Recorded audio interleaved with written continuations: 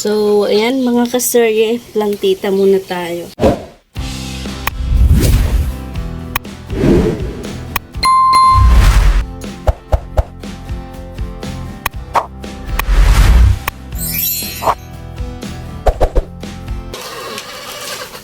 Ito siya. Let's see kung ma-survive pa yan.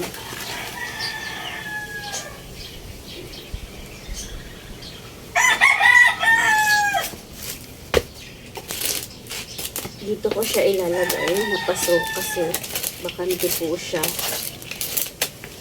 Lalagyan ko yan ng coconut husk, mga kaserye. Yung ating soil.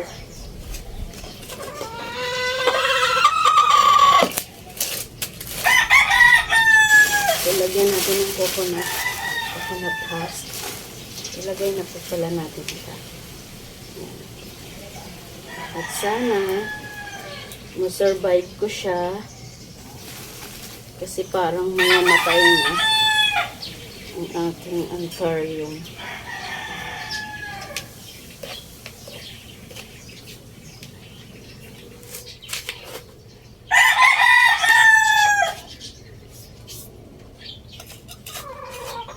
Sobrang init pa naman ngayon. Dahil summer na po, mga kaserye.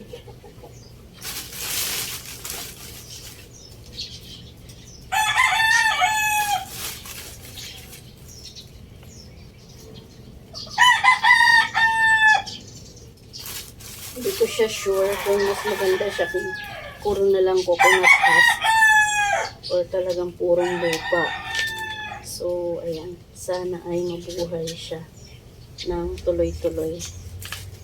Kasi may ugat pa naman siya eh. Sana lang talaga siya ay mabuhay. Ayan. So, ayan. Tapos na siya. Ang kaserye. Ganyan. Lagyan natin siya ng water. Ayan. Then, ilagay natin muna siya sa lilim. Huwag sa nasisikatan ng araw. Dahil nalalanta na ang ating dahon. So, ayan.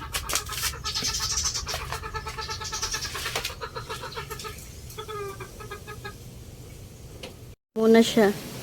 Diyan ko po muna siya ilalagay sa ilalim. Yan, sa ilalim ng mga naggagapaang ternate at ampalaya. So, see you soon, Anthurium. Thank you for watching.